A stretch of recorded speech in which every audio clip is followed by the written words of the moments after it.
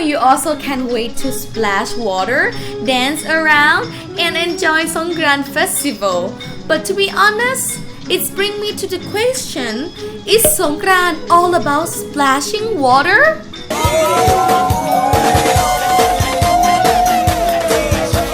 The answer is no, Songkran is more than that. In this video, I will show you 3 different traditional facts about Songkran Festival.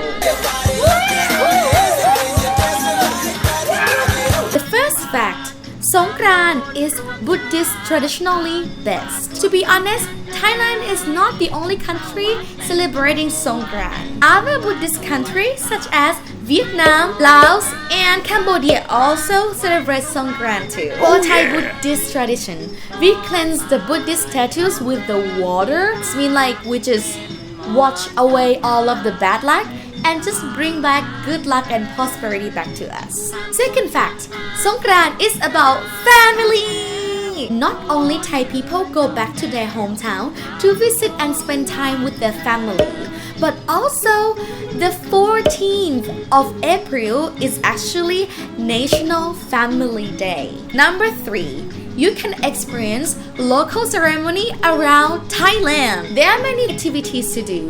The first one, street parade, as people gather together on the street and dance along the parades with the traditional Thai dresses. Besides, you can go to the temple to experience the temple fair with full of the vendors of food and traditional souvenir gifts or just like a toy. Sand art contest is also the must to see as well. And lastly, please don't miss local beauty contest or Miss Songkran.